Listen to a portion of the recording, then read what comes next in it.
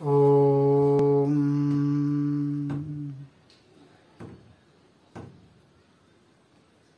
प्रभिन्नाञ्जनकालिन्दी जलकेली कलोत्सुकं योधयन्तं क्वचिद् गोपान् व्याहरन्तं गवां गणम्। भगवान श्री कृष्णचन्द्र परमात्माका चरणारविन्दमा नमस्कार गर्दछु। जुन भगवान श्री कृष्णचन्द्र परमात्मा कतै लीला विहार गर्ने क्रममा गाजलको जुन चूर्ण, कालो चूर्ण घोलिएको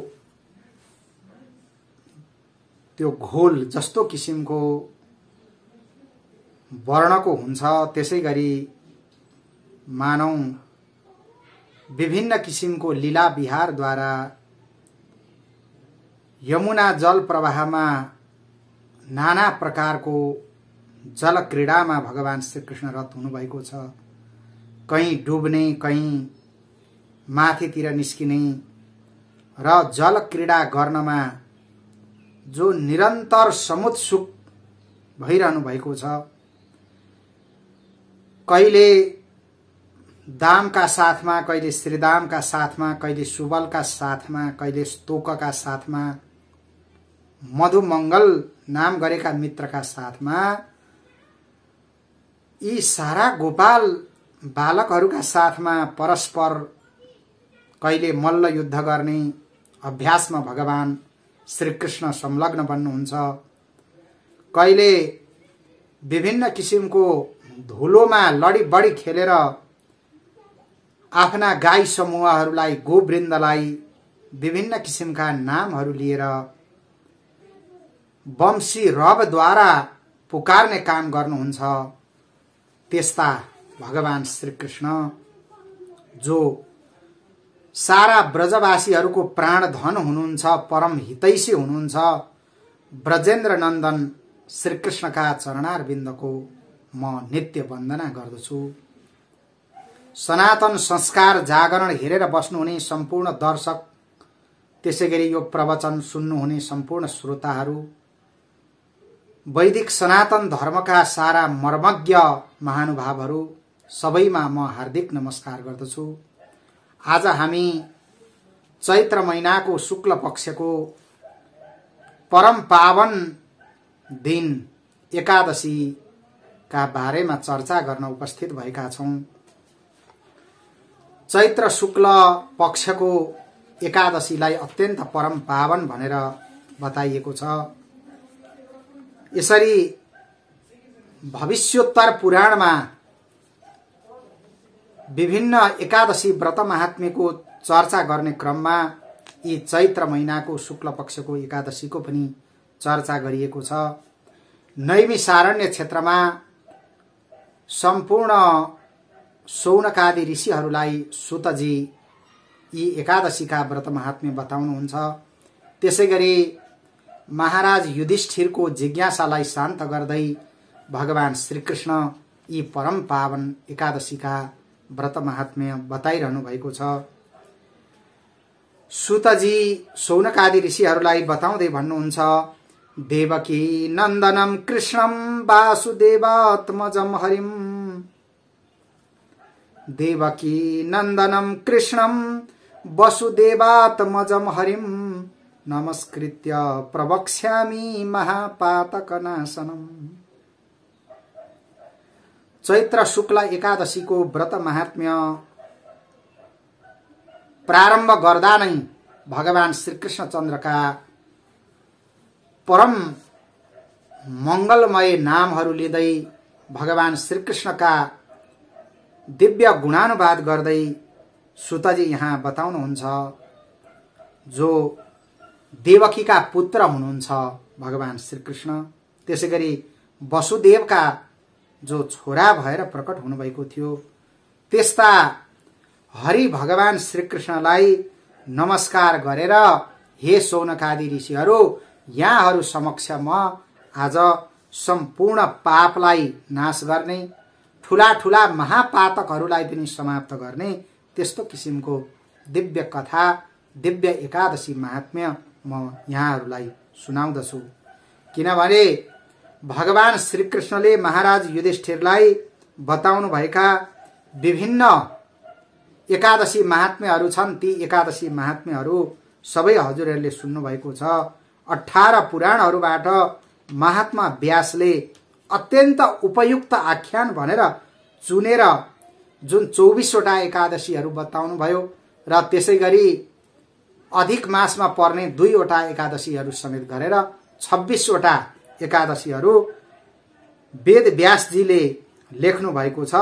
हे शौनकादि ऋषिहरू, हे ब्राह्मण श्रेष्ठहरू, हजुरहरू सबैलाई म यी परम पावन आख्यान सुनाउँदछु।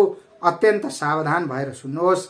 म हजुरहरूको भाग्यले नै गर्दाखेरि यो नैमिषारण्य क्षेत्रमा उपस्थित भएको छु भनेर सुतजीले शौनकादि सारा ऋषिहरूलाई एकादशी व्रतका महात्म्यहरू सुनाउनु भयो र त्यसै क्रममा चैत्र शुक्ल एकादशीको महात्म्य पनि उहाँले सुनाउनु भएको थियो। युधिष्ठिर महाराज यही प्रसङ्गमा भगवान श्रीकृष्णसँग जिज्ञासा गर्नुहुन्छ, हे भगवान, हे वासुदेव, हजुरलाई म नमस्कार गर्दछु। चैत्र महिनाको शुक्ल पक्षमा के नाम गरेकी एकादशी आउनुहुन्छ? उहाँको व्रत विधि कस्तो छ? उहाँको पुण्य फल कस्तो हुन्छ व्रत धारण गर्दाखेरि? यो सारा जिज्ञासा मलाई भइरहेको छ। हजुरले मेरो जिज्ञासालाई शान्त गर्नुहोस्। भगवान श्रीकृष्णसँग युधिष्ठिर महाराजले जब यसरी प्रार्थना गर्नुभएको थियो, भगवान श्रीकृष्ण आज्ञा हुन्छ, शृणुष्वैकमना राजन् कथामेतां पुरातनीं वसिष्ठो याम कथयत् प्राग्दिलीपाय पृच्छते।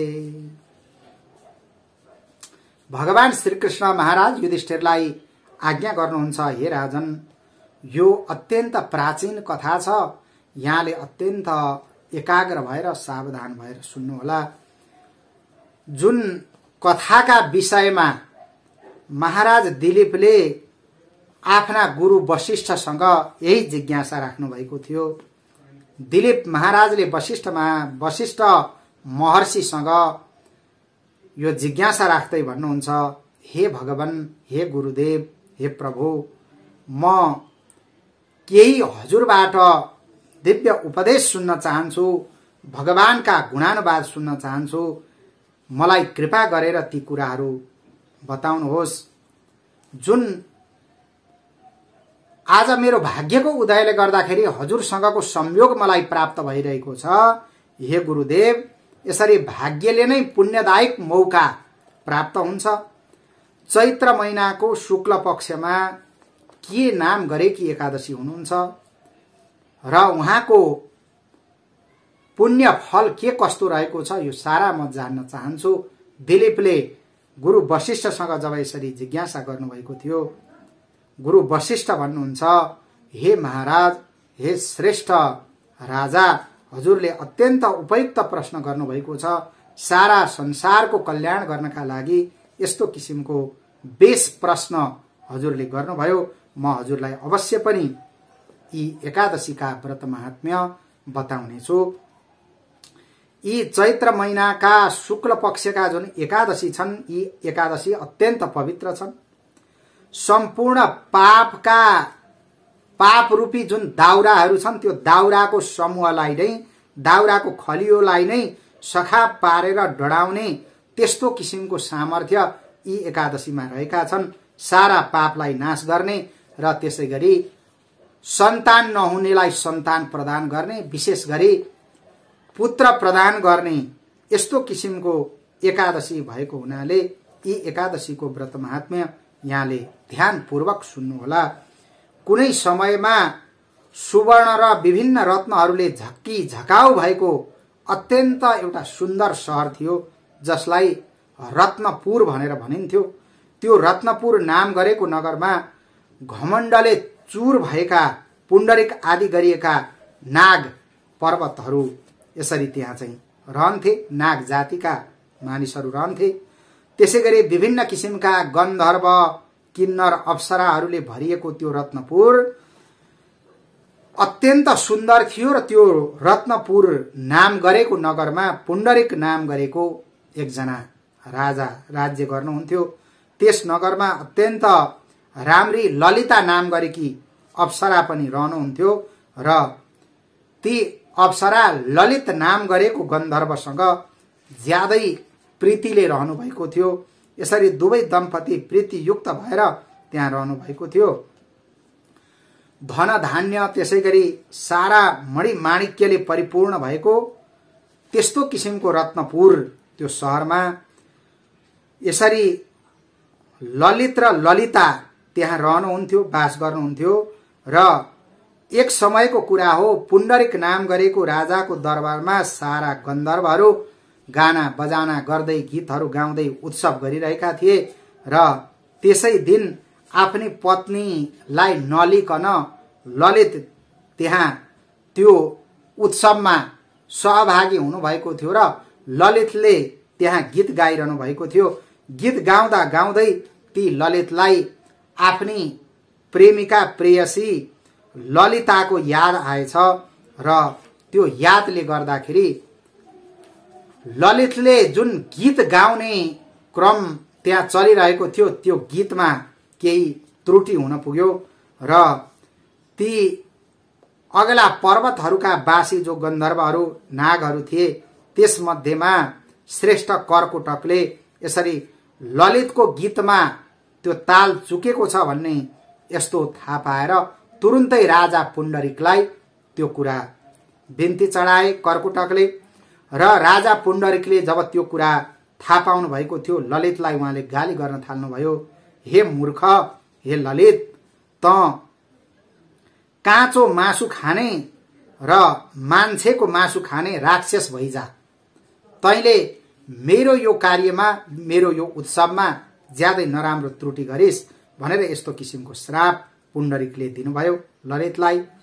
किनभने त यत्रो सभामा मेरो यो उत्सवमा उपस्थित भएर गाउँदा गाउँदै स्त्रीको बसमा परेर तैले त्यो गीतको ताल यसरी त्रुटि गरेको छस्, त्यसो हुनाले त तुरुन्तै राक्षस हुनु परोस् भनेर यसरी जब श्राप दिनुभएको थियो राजा पुण्डरिकले अत्यन्त डरलाग्दो श्राप पाउने बित्तिकै ती ललिता राक्षसको रूपमा परिणत भए र ठूला ठूला आँखा भएका अत्यन्त भयंकर रूप छ, डरलाग्दो रूप छ।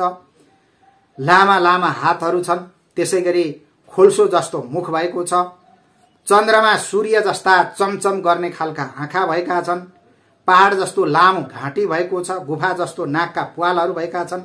त्यस्तो किसिमको शरीर लिएर 32 कोषको अग्लो भएर ललित तुरुन्तै राक्षस रूपमा त्यहाँ प्रकट हुँदा भए र आफ्नो कर्म सम्झेर त्यो कर्मको भोग गर्दै ललित अत्यन्त कुरूप राक्षसका रूपमा विभिन्न जंगलमा त्यहाँ हिँड्न थाले।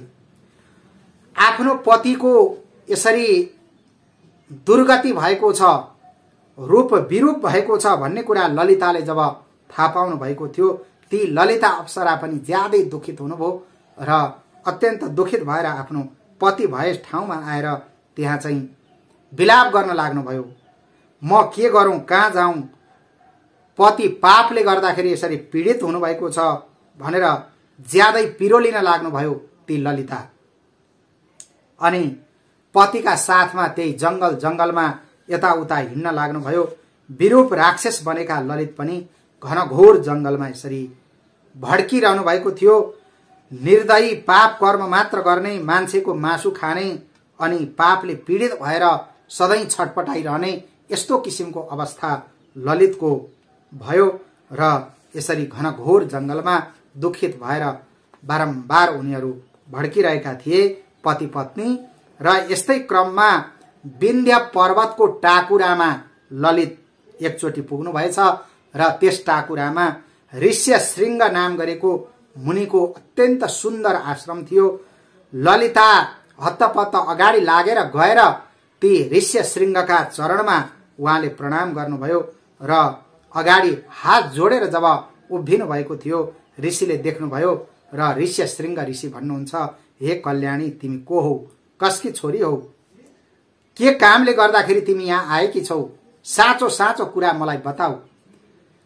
भनेर जब यसरी ऋषिले सोध्नु भएको थियो, ललिताले भन्नुभयो, वीर धनुवा नाम गरेका अत्यन्त प्रसिद्ध जुन गन्धर्व हुनुहुन्छ, उहाँ गन्धर्वकै म छोरी हुँ।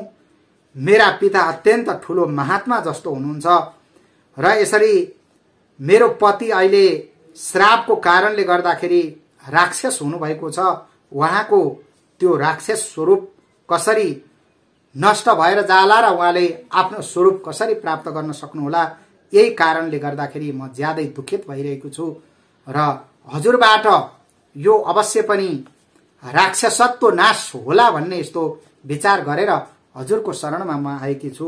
हे ब्राह्मण, मलाई उपदेश गर्नुहोस्, यो श्राप रूपी पापको प्रायश्चित्त के गर्दाखेरि हुन सक्दछ, त्यो उपाय म हजुरबाट जान्न चाहन्छु र मेरो पतिको त्यो राक्षसत्व कसरी छुट्न सक्छ, यो शिक्षा म पाऊँ भनेर ऋष्यशृङ्गसँग जब यसरी प्रार्थना गर्नुभएको थियो ललिताले, ऋष्यशृङ्गले भन्नुभयो, हे रम्भोरु, हे सुन्दरी, अब चाँडै नै चैत्र महिनाको शुक्ल पक्षका कामदा नाम गरेकी एकादशी आइरहनु भएको छ। ती कामदा एकादशीको जसले व्रत गर्दछन् भने त्यस्ता मनुष्यहरूको सम्पूर्ण कामनाहरू पूरा हुन्छन्। कामम ददाति इति कामदा भनेर बताइएको छ। जसले सम्पूर्ण कामनाहरू पूरा गरिदिनुहुन्छ, त्यसो भएको हुनाले त्यस्ती एकादशीको नाम कामदा भनेर राखिएको छ। हे कल्याणी, यहाँले पनि त्यो व्रत विधिपूर्वक पालना गर्नुभयो भने कामदा एकादशीको व्रतको माध्यमद्वारा यहाँका सम्पूर्ण पापहरू नष्ट भएर जान्छन्। पतिको राक्षसत्व पनि छुट्नेछ, यहाँको सारा मनोकामना पूर्ण हुनेछ। त्यसो हुनाले त्यो एकादशीको व्रत अवश्य पनि गर्नुहोस्। जुन व्रतको जस्तो किसिमको पुण्य हो, त्यो पुण्य प्राप्त भइसकेपछि त्यो पुण्य आफ्नो पतिलाई यहाँले प्रदान गर्नुहुनेछ र त्यो पुण्यको प्रभावले गर्दाखेरि यहाँको पतिको राक्षसत्व पनि तुरुन्तै नष्ट भएर जानेछ। ऋष्यशृङ्ग महर्षिले यसरी जब उपदेश गर्नुभएको थियो, ललिता पनि अत्यन्त प्रसन्न हुनुभयो र त्यस पछाडि एकादशीको उहाँले प्रतीक्षा गरेर बस्नुभयो र जब कामदा एकादशी आउनु भएको थियो, एकादशीका दिन उहाँले विधिपूर्वक एकादशीको व्रत पालना गर्नुभयो र त्यसै गरी द्वादशीका दिनमा तिनै ऋष्यशृङ्ग ब्राह्मणको समीपमा गएर, त्यही आश्रममा गएर स्वपूजित वासुदेव भगवानको अगाडि, भगवान श्रीकृष्णचन्द्रको अगाडि आफ्नो पतिको उद्धारको लागि ललिताले यस्तो कुराहरू त्यहाँ भन्न लाग्नुभयो। मया तो यद व्रतम चीर्णम कामदाया उपोषणम तस्य पुण्य प्रभावेण गच्छत्वस्य पिशाचता। हे वासुदेव, हे भगवान, हे श्रीकृष्ण, मैले कामदा एकादशीको उपवास बसेर विधिपूर्वक जो व्रत गरेकी छु, त्यस पुण्यका प्रभावले मेरा पतिको पिशाचपन, यो राक्षसत्व तुरुन्तै नष्ट भएर जाओस्। ललिताले जब यस्तो किसिमको भगवान श्रीकृष्णका अगाडि प्रार्थना गर्नुभएको थियो, यति प्रार्थना गर्ने बित्तिकै राक्षस देहमा रहेका ती ललित नाम गरेका जुन गन्धर्व हुनुहुन्छ, उहाँ पनि तुरुन्तै पाप रहित हुनुभयो र अत्यन्त दिव्य देहको बन्नुभयो। ती ललित ज्यादै सुन्दर शरीर लिएर उहाँ प्रकट हुनुभयो गन्धर्व रूपमा र यसरी ललित गन्धर्वको राक्षस शरीर नासियो र ललित गन्धर्वलाई फेरि गन्धर्वकै रूपमा, पतिको रूपमा प्राप्त गरेर ललिता पनि अत्यन्त प्रसन्न बन्नुभयो। विभिन्न किसिमका रत्नका आभूषणहरू लगाउनु भएको थियो ललितले र ललिता पनि ज्यादै सुन्दरी हुनुहुन्थ्यो। अब उहाँले आफ्नो पतिलाई प्राप्त गरेर फेरि ललितका साथमा विभिन्न जंगलहरूमा विहार गर्न लाग्नुभयो र ती दुवै दम्पतिहरू त अत्यन्त दिव्य दिव्य भोग भोग्दै दिव्य विमानमा चढेर कामदा एकादशीको व्रतको प्रभावले गर्दाखेरि पहिले भन्दा पनि अत्यन्त सुन्दर, ज्यादै सुशोभित बनेर यसरी आफ्नो दिव्य लोकमा, गन्धर्व लोकमा उहाँहरू चाहिँ जानुभयो त्यसैले गर्दाखेरि हे राजन, भगवान श्रीकृष्ण आज्ञा हुन्छ, हे राजन, हे महाराज युधिष्ठिर, कामदा एकादशीको व्रतको प्रभाव जानेर सबै मनुष्यले यी कामदा एकादशीको व्रत प्रयत्नपूर्वक पालना गर्नुपर्दछ। संसारका मनुष्यहरूको कल्याण होस् भन्नका लागि मैले हे महाराज यहाँलाई यी कथा प्रसङ्गहरू सुनाए। यी कामदा एकादशी ज्यादै पुण्यदायी एकादशी हुनुहुन्छ। यी एकादशीको व्रतको प्रतापले ब्रह्म हत्या जस्ता ठूला ठूला पापहरू पनि नाश हुन्छन्। राक्षसत्व, पिशाचत्व जस्ता सारा दोषहरू पनि समाप्त भएर जान्छन्। चर अचर सहित तीनै लोकमा आफ्नो इच्छा सिद्धिका लागि यो भन्दा अर्को श्रेष्ठ एकादशी व्रत अरू कुनै पनि हुन सक्दैनन्। त्यसै हुनाले यी एकादशीको व्रत अवश्य पनि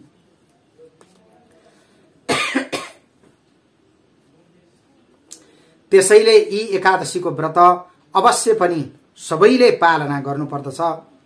भगवती एकादशीको उपासना गर्नुपर्दछ। केही गर्न सकिएन भने पनि यी एकादशीका व्रत महात्म्य पढ्नाले मात्रै पनि अथवा यी एकादशीका व्रत महात्म्य सुन्नाले मात्रै पनि वाजपेय यज्ञ गरेको फल प्राप्त गर्न सकिन्छ भनेर भगवान श्रीकृष्णले महाराज युधिष्ठिरलाई बताउनु भएका यी परम पावन प्रसंग कामदा एकादशीका यी व्रत महात्म्य यहाँ संक्षिप्त रूपमा मैले यहाँहरू समक्ष पनि प्रस्तुत गरेको छु। यी एकादशी व्रतलाई सबैले पालना गरौं। वैदिक सनातनीहरूले अझ विशेष सतर्कतापूर्वक यी कामदा एकादशीको व्रत पालना गर्नुपर्दछ।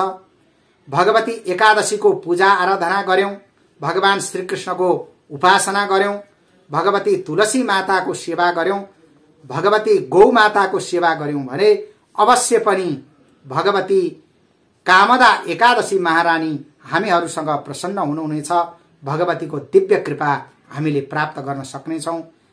यस लोकमा पनि सुखी समृद्धशाली बनेर परलोकमा पनि दिव्य भगवत गति हामीले प्राप्त गर्न सक्नेछौं, भगवत लोक प्राप्त गर्न सक्नेछौं।